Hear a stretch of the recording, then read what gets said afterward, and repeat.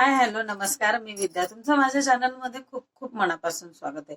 तर मी आज तुमच्यासाठी म्हणजे खास करून विद्यार्थ्यांसाठी खूप महत्वाचा असा व्हिडिओ घेऊन आलेला आहे. तो कोणता तो बघूया. आता मंगळवारी गणेश जयंती आहे.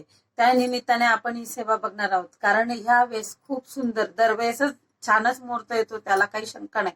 पण ह्या वेळेस काय झालंय, अंगारक योग आलेला आहे. मंगळवारी आलेली चतुर्थीला आपण अंगारक योग म्हणतो, हे आपल्या सगळ्यांनाच माहिती आहे. आणि अंगारक योग म्हणजे अगदी सेवेची पर्वणीच असं म्हणू शकतो. तर ह्या चतुर्थीपासून कुठली सेवा करायची ती बघूया आपण. तर ह्या चतुर्थीपासून आपल्याला सेवा करायची आहे पुढील 11 दिवस मुलांनी. म्हणजे ही सेवा कोणी करायची, खास करून विद्यार्थ्यांनी.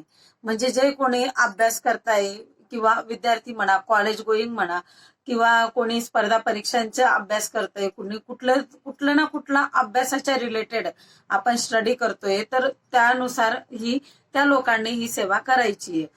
म्हणजे त्याला वयाचं असं काही बंधन नाहीये. फक्त ही सेवा जी करणार आहोत ती तुम्ही स्वतःच करायची. तुमच्यासाठी आईने किंवा बहिणीने कोणीही करून चालणार नाही. ही सेवा स्वतः करायची आहे. तर ती सेवा कुठली ती बघूया. तर ती सेवा आहे आपल्याला गणपती स्तोत्राची. तर गणपती स्तोत्र आपल्याला 108 वेळा म्हणायचे. किती? 11 दिवस. तर 108 वेळा तुम्हाला वाटेल की खूप जास्त आहे, पण एवढं काही नाहीये. कारण खूप छोटस स्तोत्र आहे. ते मी तुम्हाला दाखवते. खूप छोटस आहे की तुम्हाला जेव्हा सवय झाली ना, तुम्हाला काहीच विशेष वाटणार नाही. ते स्तोत्र मी कुठलं ते सांगते तुम्हाला. नारदुवाच प्रणम्य शीर्षा देवं गौरीपुत्रं विनायकं भक्तावासं स्मरणितमायु कामार्थ सिद्धये. म्हणजे इतकं छोटं आहे बघा, हे खूप छोटस आहे. हे तुम्हाला वाचायचंय 108 वेळा 11 दिवस. तर ते वाचायची पद्धत कशी ते बघूया. तर तुम्हाला स्तोत्र वाचायच्या आधी काय करायचंय, हात पाय तोंड स्वच्छ धुवायचे आपण आणि देवासमोर आसन टाकायचे. तर त्या आसन टाकायचे. गणपती बाप्पा असतो आपला प्रत्येकाच्या देवघरात, त्याची पूजा करायची. त्याला दूध दीप अगरबत्ती आणि फुलं व्हायचे. लाल फुल असेल तर अतिउत्तम, जास्वंदीचं असेल तर अजूनच छान, पण नसेल तर कुठलंही लाल फुल तुम्ही गणपती बाप्पाला म्हणजे वाहू शकतात. आणि त्यानंतर गणपती बाप्पाला गुळ खोबऱ्याचा नैवेद्य दाखवायचा आहे. गुळ खोबऱ्याचा नैवेद्य दाखवून झाला की मग वाचायला बसायचे आसन मांडून. आणि याला असं काही बंधन नाही की सकाळी वाचा, संध्याकाळी वाचा, दुपारी वाचा, असं काहीच नाही. तुम्हाला जेव्हा वेळ मिळेल तेव्हा वाचा.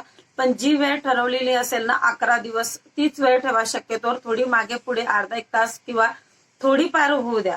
सहसा त्याच वेळेवर जर वाचलं तर त्याचा अजून जास्त परिणाम पाहायला मिळतो आपल्याला. तर ती सेवा कशी करायची ते बघूया. तर तुम्ही आसन टाकून बसल्यानंतर एक ग्लासभर पाणी सोबत घेऊन बसायचंय.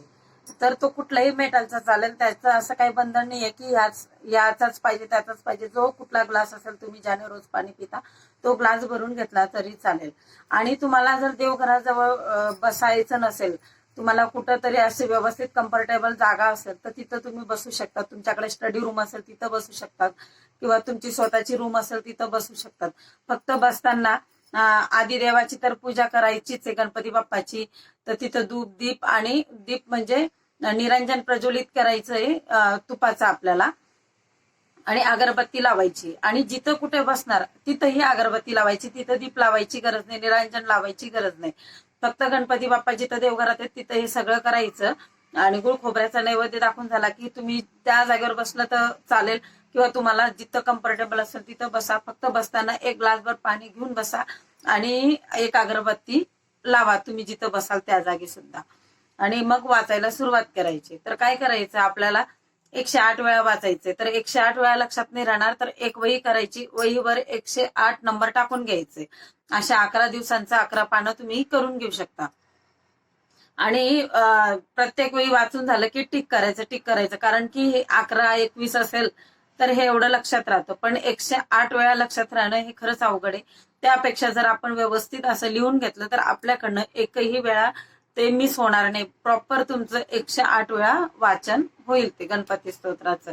तर वाचायच्या आधी काय करायचं, अगरबत्ती लावायची.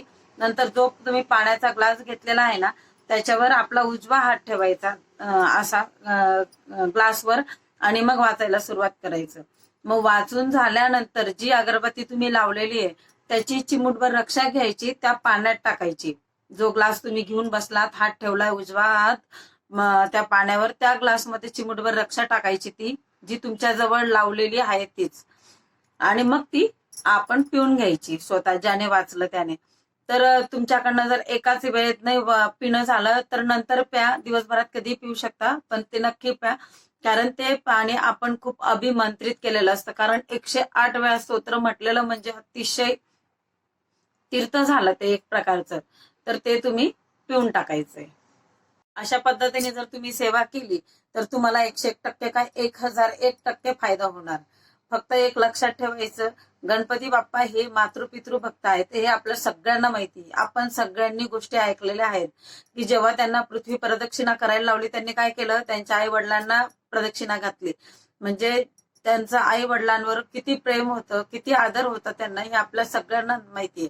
जर तुम्ही ही सेवा करणार, आई वडिलांचा आदर नाही करणार, तर तुम्हाला गणपती बाप्पा पाहिजे तसं यश देऊ शकत नाही.